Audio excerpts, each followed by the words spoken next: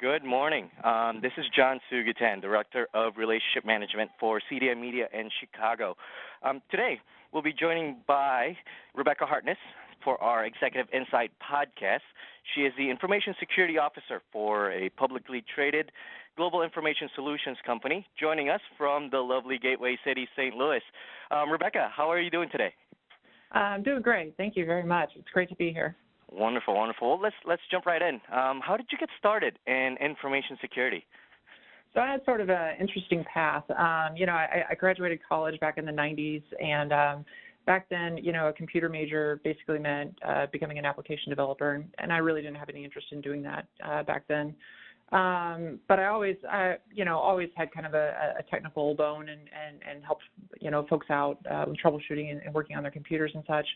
But when I graduated, I went to work in marketing, and that lasted all of 6 months, and I was very bored. But fortunately, this was back in the 90s when, if you could spell IT, you could get a job in IT. So I applied at a company. One of my friends really encouraged me to apply. They liked me, so they hired me. And I kind of got my feet wet in information technology and doing computer consulting. And so security was sort of a natural progression throughout that early part of my career because as we were setting up new systems, doing systems integration, security was always part of that. But I got my real start probably about 7 years ago. I got hired on by a company where they were just starting to do vulnerability scanning. They were a very large international organization. They got their first set of results back. It was very, very scary, tens of thousands of findings all across their infrastructure. And so they brought me in to kind of help organize that and figure out what to do about it and tackle that body of work. I sort of cut my teeth in the vulnerability management world, and then it just kept progressing from there. And over the years, I've led, endpoint security teams, application security teams, vulnerability management teams, of course, and have done a lot of different stuff. And, now my world sort of evolved a little bit into cyber risk management and really looking holistically at risk and addressing that for organizations. Yeah, wonderful, wonderful. It's very interesting that you kind of mentioned that. I think information security and technology has been it's been an evolving piece, right, since the 90s, yeah. and you kind of quoted it perfectly in terms of if you could spell IT, you basically had a job initially, but now the expertise have kind of shifted. I think especially now as an information security leader, you're no longer just seen as just a technologist, and you need to be adaptable for the business and, more importantly, outside of just the technology realm. With that being said, what do you see as the big technology disruptors in your space? Well, I think there's two things. One's around people and one's around, what's our real problem today. The first disruptor is people, because right now we're just grabbing anybody that seems like they have a talent for cybersecurity. If they can think logically and if they're, good at critical thinking, they probably have a place in the cybersecurity world doing something. We can train a lot of the initial skill sets. But now that we've got a lot of major universities offering cybersecurity programs, some of the young adults that we see coming out of those programs are just spectacular, way beyond anywhere where a lot of us that have been in the business for a couple of decades were at their age. So I think we're going to see this body of expertise, and I think we're going to get a lot better, a lot quicker as some of these graduates get released out into the world. So I think that's the first thing that's going to disrupt cybersecurity is we're going to be a lot better earlier in our careers, and that's going to make us a lot more successful later in our careers.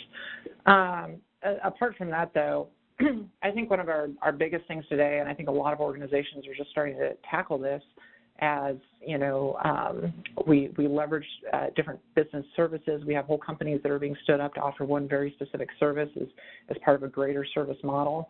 So that third and fourth party risk becomes a real challenge, and we're seeing that now.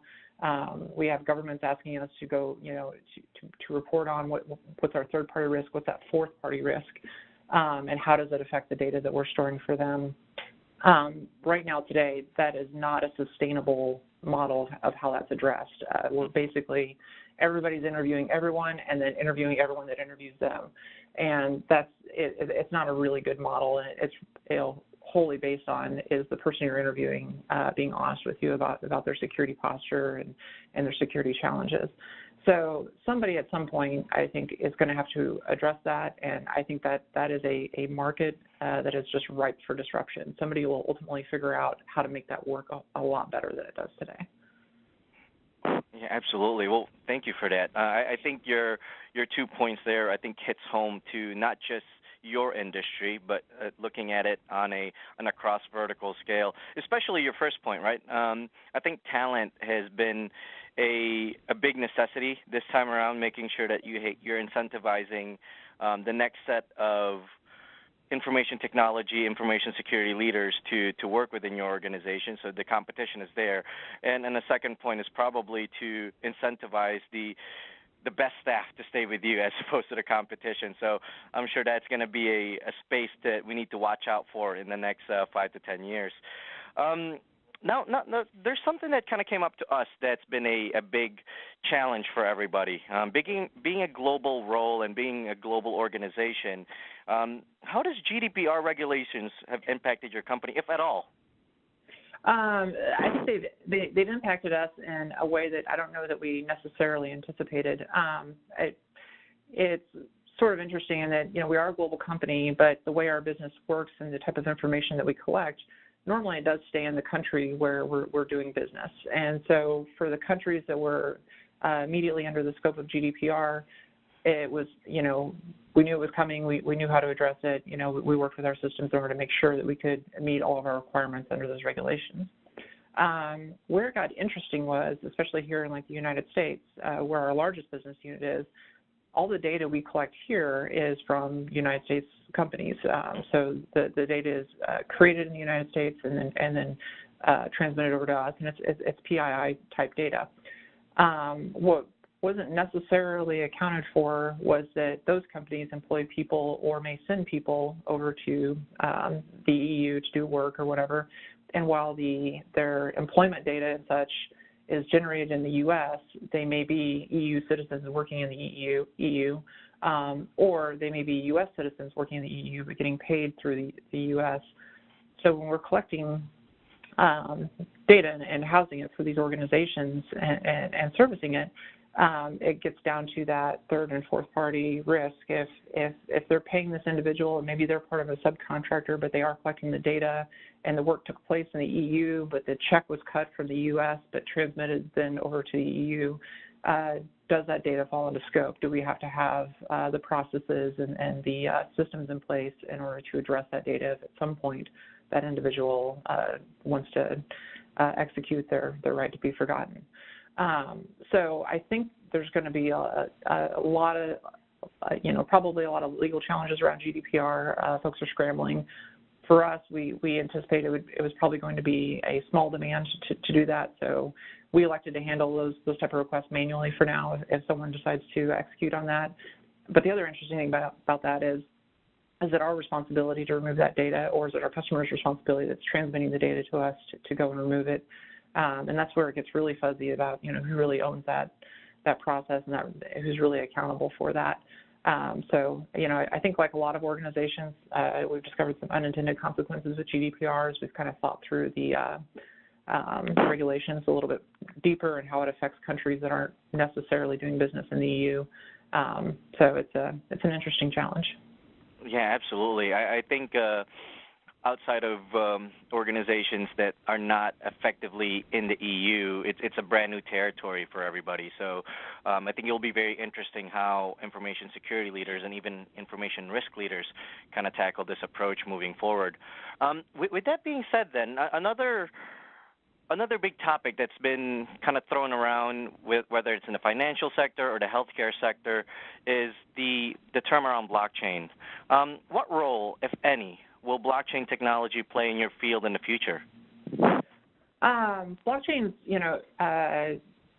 got a lot of potential, and it made headlines because of cryptocurrency and that sort of thing. But in my role and what I always look for is what's the problem that we're really solving with it. And when I look at companies that have done some interesting things with it, there's a credit reporting agency that's now using blockchain as an alternative to traditional credit reporting, which really empowers the user. That's a big problem, and that's a really great solution to that problem. If you look at some of the things that Adobe and Kodak have done with tracking rights management for photographs and that sort of thing for artists, that's a really good solution to a problem for blockchain. So when you look at it in the cybersecurity field, you can't get on Twitter without seeing a feed somewhere of someone's promising that blockchain is going to be the end all be all of all kinds of things. But if you get down to the core tenets of cybersecurity, confidentiality, integrity, and availability, blockchain does seem like it would have a good place, assuming that we can make it work efficiently. And I think that's been blockchain's struggle for a while, is how to make it work efficiently and how to ensure that availability, that the blockchain or the system that you're going to leverage today, that you can be confident it's going to be there 10, 20 years from now. With some things like Bitcoin, it's probably always going to be here. With a lot of the new players in the space, the hundreds of new players, is that really going to be supported later on? Because migrating from one blockchain to another may not be very straightforward. So I think we're at the really early stages there, and I don't know that we're going to see something for the next 3 or 5 years that will really take off and take hold in our industry. Yeah, absolutely. I think there's a lot of moving pieces that's gonna have to fall into place in terms of cohesion for blockchain to truly be a big disruptor in every industry. Well, Rebecca, it's been fantastic, and I wanted to kind of toss this last question to you more on your personal insights and goals here. Rebecca, you've been a big believer in work of having clear purpose. What would be the ideal business meeting for you for a potential vendor? I really like when I spoke with a guy from IBM recently, and it was a wonderful conversation. Really, what makes a vendor conversation great is when they're not there trying to sell me their product, or even necessarily trying to talk through different problems or something like that clearly aligns with their product, but where they just want to have an industry conversation and how is the industry evolving, what kind of challenges are we seeing within our organization, and a vendor who's really there just to kind of help. And sometimes that help may not mean an immediate sale, but I think the vendors that focus, or the account managers that focus on building that personal relationship first and just having an honest industry conversation down the line when we may need their product, or we may need their service, they're the ones that we're going to think about. I had a sales rep for a few years ago. It was a 2-year sales cycle, but at the end of that 2 years, we knew we needed that product. I had a great relationship with the guy, and we never even thought about entertaining buying from anyone else. So that's really what makes that good. Is when the purpose isn't to sell me a product, but the purpose is to build a relationship to make the industry better. And then ultimately that may lead to a sale with their organization. Wonderful. I don't think anybody could have said it better than that. I think in the end of the day, with technology vendors and solutions being such a dime a dozen nowadays, and everyone's kind of popping up out of nowhere, you have to be seen as a partner as opposed to a product. And I think that's the only way to move forward, especially with organizations that's as innovative as you guys. You need to be able to build that rapport, and hopefully it turns into a business, but it has to start as a relationship first. Well, Rebecca, thank you so much for joining us today.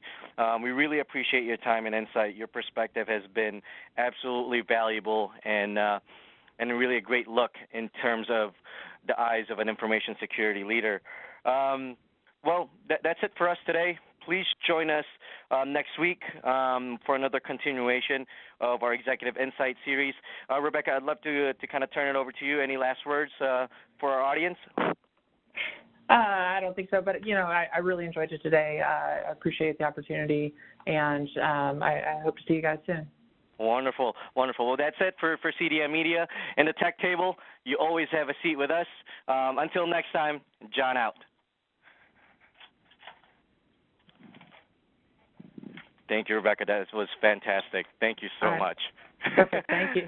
Wonderful, Thank you. Wonderful. What I'll have Vlad do is kind of send across the copy of the podcast.